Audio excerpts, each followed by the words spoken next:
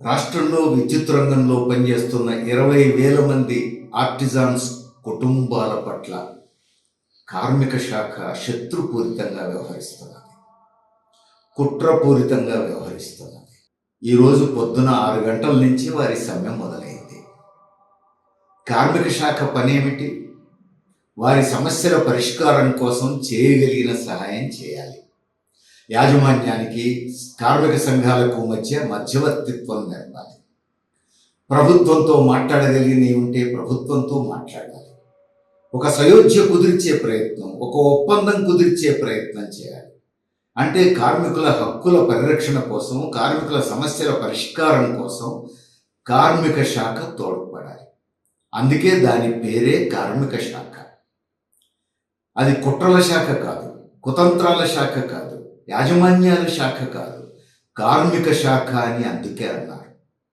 కార్మిక శాఖకు ఒక మంత్రిని కూడా పెట్టారు.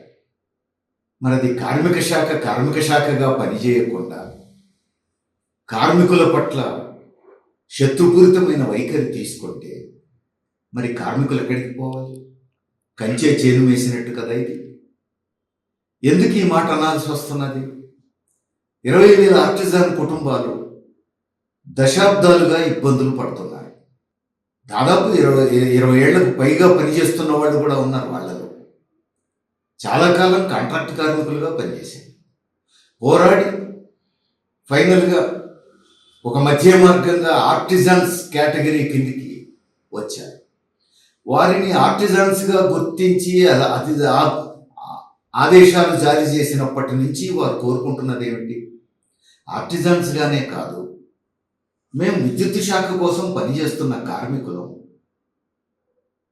ఏళ్ల తరబడి రెగ్యులర్గా పనిచేస్తున్న కార్మికులం, మమ్మల్ని రెగ్యులర్ కార్మికులుగానే ట్రీట్ చేయండి.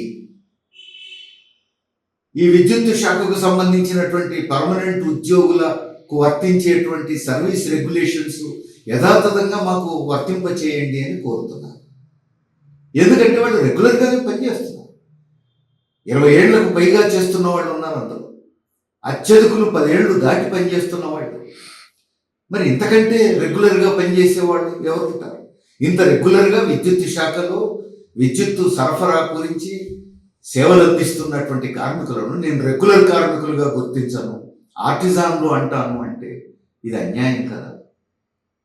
అంతేకాదు, అన్మ్యాన్డ్ వర్కర్లని కొంతమందికి పేరు. అన్మ్యాన్డ్ ఏంటిది? వాళ్ళు మనుషులే కదా, వాళ్ళు చేస్తున్న పని ఇదే కదా. పోల్స్ ఎక్కుతున్నారు, కనెక్షన్లు ఇస్తున్నారు, ఏమైనా ఇబ్బందులు వస్తే సరి చేస్తున్నారు, కరెంటు సరఫరా సక్రమంగా జరిగేటట్టు సేవలు అందిస్తున్నారు. మరి వాళ్ళు కూడా ఏళ్ల తరబడి ఈ విద్యుత్ శాఖలోనే పనిచేస్తున్నారు. వాళ్ళు కూడా విద్యుత్ కార్మికులే కదా. బిల్లింగ్ చేసేటువంటి కార్మికులు కూడా వాళ్ళని పీస్ రేట్ అంటున్నారు. నువ్వు ఎన్ని ఇళ్లలో ఎంతమందికి బిల్లు రాసినావు అనే దాన్ని బట్టి వేతనం అంటున్నారు. అసలు అందరూ చేస్తున్నది విద్యుత్తు పనే కదా. అందరినీ విద్యుత్తు కార్మికులే అనాలి కదా. కొంతమంది రెగ్యులర్, కొంతమంది ఆర్టిజాన్లు, కొంతమంది అన్మ్యాన్డ్, కొంతమంది బిల్లింగ్ వర్కర్లు. ఏంది? వారు కోరుతున్నది అందరం విద్యుత్ శాఖలో పనిచేస్తున్నాం, మమ్మల్ని విద్యుత్తు ఉద్యోగులుగా గుర్తించాలి, విద్యుత్ ఉద్యోగులకు వర్తించే సర్వీస్ రెగ్యులేషన్స్ యథాతథంగా వర్తింపచేయాలి అని కోరుతున్నారు. అది ఏళ్ల తరబడి ప్రభుత్వం చుట్టూ తిరుగుతున్నారు, అధికారుల చుట్టూ తిరుగుతున్నారు, బతిమిలాడుకున్నారు. అనేక సందర్భాల్లో వినతి పత్రాలు ఇచ్చారు. ప్రభుత్వం పట్టించుకోలేదు, అధికారులు పట్టించుకోలేదు. దిక్కు తోచని స్థితిలో, అనివార్యమైన పరిస్థితుల్లో ఈరోజు ఉదయం 6 గంటల నుంచి సమ్మెలోకి వచ్చారు. ఇలాంటి పరిస్థితుల్లో కార్మిక శాఖ చేయవలసిన పని ఏమిటి?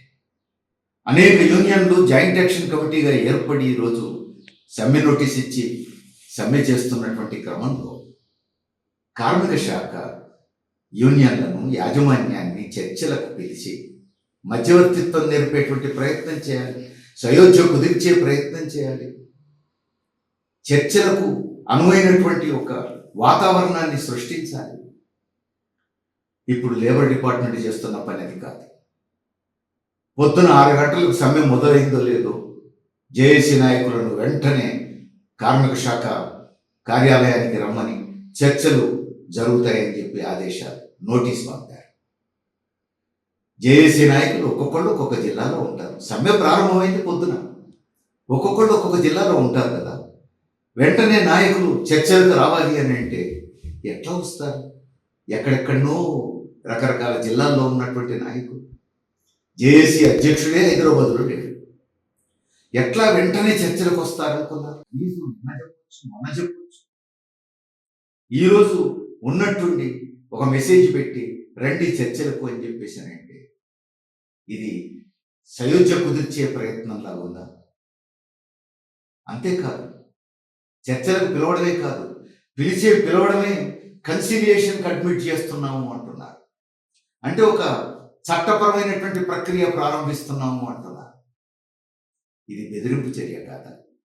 నువ్వు కన్సిలియేషన్కి అడ్మిట్ చేస్తున్నాను అని చెప్పేసి నువ్వు అన్న తర్వాత ఇంకా యాజమాన్యానికి కార్మిక సంఘాలకు మధ్యన ఒక సయోధ్య కుదిర్చే ప్రయత్నం, ఒక ఒప్పందం కుదిర్చే ప్రయత్నం నువ్వేం చేస్తున్నట్టు?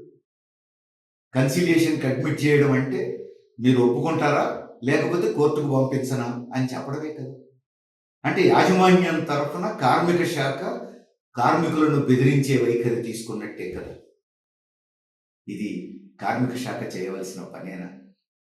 అనేక సార్లు చర్చలు చేసి సమస్య పరిష్కారం కాకపోతే ఇక ఎన్ని ప్రయత్నాలు చేసినా పరిష్కారం కావట్లేదు, నేను కన్సిలియేషన్ అడ్మిట్ చేస్తాను అని అప్పుడు అంటారు.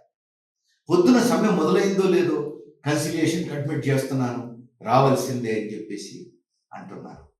ఇది బెదిరించడం తప్ప మరొకటి కాదు. కార్మిక శాఖ ఒక కుటుంబంలో కుటుంబ పెద్దలాగా వ్యవహరించాల్సినటువంటి శాఖ అధికారులు, మధ్యవర్తిత్వం నెరపవలసినటువంటి అధికారులు ఈ రూపంలో బెదిరింపు ధోరణులకు పూనుకొనడం అనేది న్యాయం కాదు.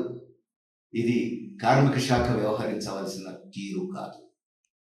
అందుకని ఇప్పటికైనా జేఏసీ అధ్యక్షుడితో మాట్లాడి కార్మిక సంఘాల నాయకులు కూడా పాల్గొనడానికి వీలుగా సమయం నిర్ణయించాల్సిన బాధ్యత కార్మిక శాఖ అధికారుల మీద ఉన్నది.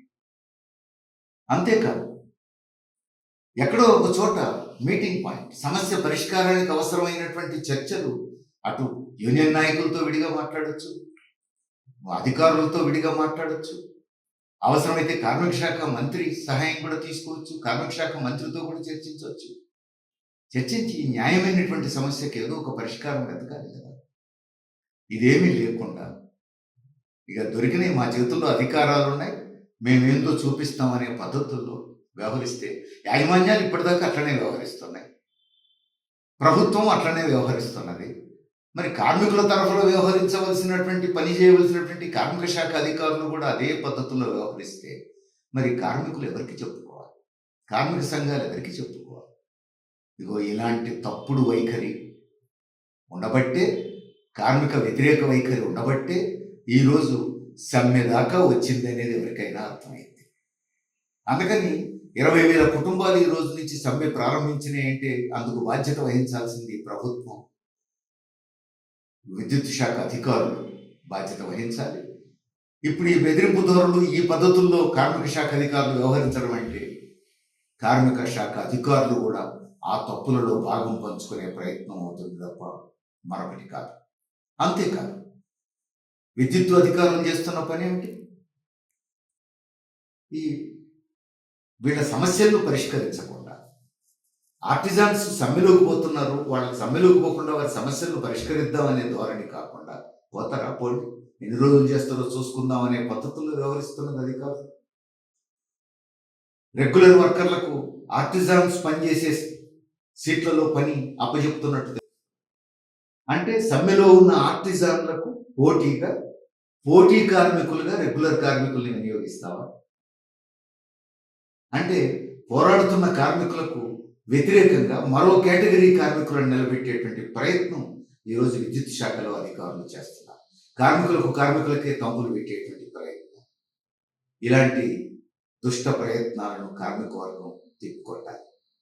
విద్యుత్ రంగంలో ఉన్న అన్ని కేటగిరీల కార్మికులు, ఉద్యోగులు యాజమాన్యం అనుసరించేటువంటి ఎత్తుగడలను అర్థం చేసుకోవాలి.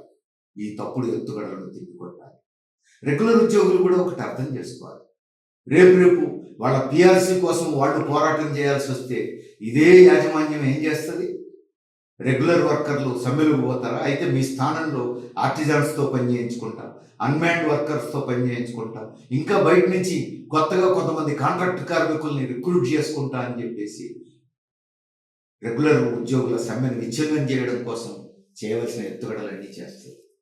అందుకని రెగ్యులర్ కార్మికులు కానీ, ఆర్టిజాన్స్ కానీ, అన్మ్యాన్డ్ వర్కర్స్ కానీ, ఇతర పీస్ రేట్ వర్కర్స్ కానీ, మరెవరైనా సరే అందరూ అర్థం చేసుకోవాల్సింది అందరూ కార్మికులే, అందరూ విద్యుత్ రంగంలో ప్రజలకు సేవలు అందిస్తున్న వాళ్ళే. అందరి కోసం అందరూ ఉండాలి. అందరి సమస్యలు పరిష్కారం కోసం పరస్పరం సహకరించుకోవాలి. అందుకే ఇప్పుడు ఆర్టిజాన్లు నిర్వహిస్తున్నటువంటి ఈ సమ్మె పోరాటానికి అన్ని రంగాల కార్మికులు, అన్ని కేటగిరీల కార్మికులు సంపూర్ణమైనటువంటి సహకారం అందించాల్సినటువంటి సమయం ఆసన్నమైంది. ఇప్పటికైనా కార్మిక శాఖ తన వైఖరిని సరిదిద్దుకోవాలి. కార్మిక శాఖగా పనిచేయాలి.